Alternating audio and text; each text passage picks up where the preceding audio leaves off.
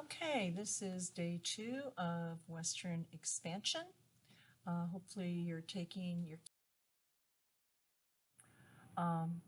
remember we watched the video about the 5 civilized tribes, the Cherokee Creek, Seminole, Chickasaw, and Choctaw. And of course we talked about the forced removal of these tribes to Oklahoma Territory. The Indian Removal Act of 1830, the goal was to remove all Indians who were east of the Mississippi from the southern and eastern states west across the Mississippi River to the Oklahoma Territory. This resulted in the Trail of Tears. Over 15,000 Cherokee moved 1,200 miles in the winter to Oklahoma Territory, and over 4,000 will die. This was really a very sad time in our American history, and there's memorials along the trail, and there is of course a museum in Oklahoma with accounts from the people. Most of the people that died were older, and this is the route they took. So this is where the Cherokee were located in Georgia. You can see they went up to the southern part of Illinois into Oklahoma. The few Seminoles that were moved were actually moved up the Mississippi. You've got the Creek and the Choctaw and the Chickasaw from these various parts, and all of these are trails into Oklahoma. Oklahoma still has a very large Indian. Just another map showing the different routes, and again here are the Cherokee. Okay, I'm smacking again. What is next? Next we're looking west. Over a period of time in Texas, there were a lot of Americans that had moved in, first under Spanish land grants, and then when Mexico got its independence, you had Tejanos who had moved into that Texas area, associating with the Americans, and you have these huge land grants that were owned by Americans. When Mexico took over, they basically changed the rules. They said no slavery. They wanted everyone to be Catholic. In other words, they were changing the whole deal on these people that were living in Texas, and that caused unrest and talk of independence. To put down this independence talk, Antonio Lopez de Santa Anna, who is the leader of Mexico and also the general of the Mexican army, put an army together to put down these rebels in Texas. He travels up to San Antonio, the site of a fort called the Alamo. And at that fort there are a lot of Americans, Davy Crockett, Jim Bowie, that are there to protect the fort and to fight for independence. They are vastly outnumbered.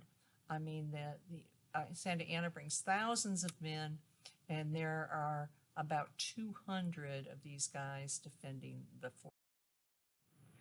The Americans hold out for 13 days, and finally a siege they rush the fort, and everyone at the Alamo is killed. Santa Anna is brutal. Even people who were wounded, he had his soldiers kill him. The story goes that Davy Crockett, although wounded, was brutally bayoneted at the very end by Santa Anna and his men. So this becomes a rallying cry for the rest of the army. This is the Alamo. If you ever get to San Antonio, it is still there. Surprisingly smaller than I thought it was going to be. The leader of the Texas Revolution is a guy named Sam Houston. Yeah, they're going to name Houston after him. He has got a bunch of volunteers, people coming in from all over the country to help these fellows fight for their independence. And he starts leading He starts leading them across the country, looking for the perfect spot to fight Santa Anna. And he finds this perfect. This is right outside of Houston, just north of Houston. There's actually a park there. You can see the battlefield, and this is going to be called the Battle of San Jacinto. The Battle of San Jacinto is going to last a mere 8 minutes. Basically, Santa Anna camps and traps himself. He's got water on 2 sides. The cavalry, Sam Houston's men come in. Santa Anna has nowhere to go. And Santa Anna is going to try and escape. He is caught unawares, and he actually dons a private's uniform and tries to escape. And his men, because he's been so brutal to them, basically they're saluting him and they out Santa. So the defeat of Santa Anna by Houston is going to result in Texas independence. The president coming in after Texas gets its independence is a guy named James K. Polk. He is the 11th president of the United States. He's a Democrat, and he has a vision for expansion. He says, if I can accomplish this, I will just serve 1 term, but I am going to accomplish manifest destiny. So know this term, manifest destiny, God's will that America will expand from the Atlantic to the Pacific. This was Polk's dream, and it was the dream of many Americans.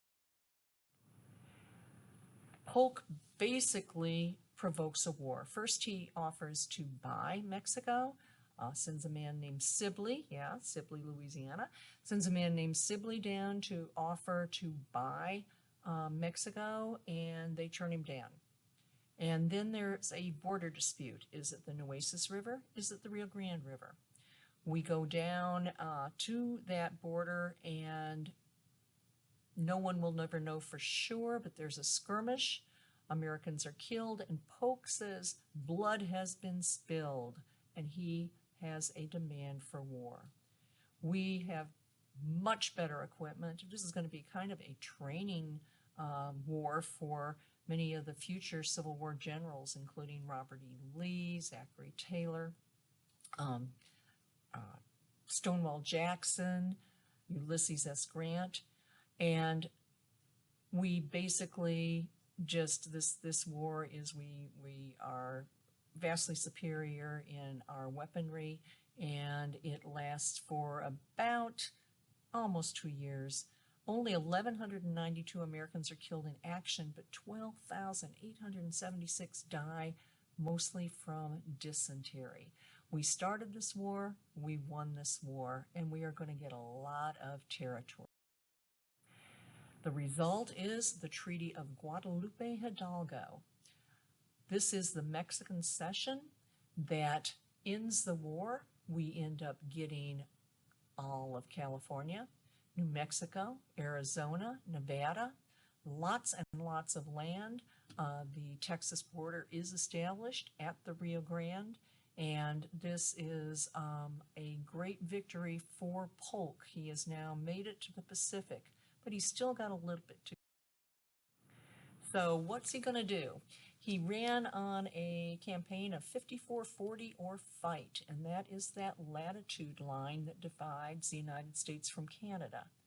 Basically, we get out of this without a war. He negotiates with England, and instead of the 54-40, we end up dividing the Canadian and United States border at the 49th parallel, and this is in 1848. So voila, we now have coast to coast.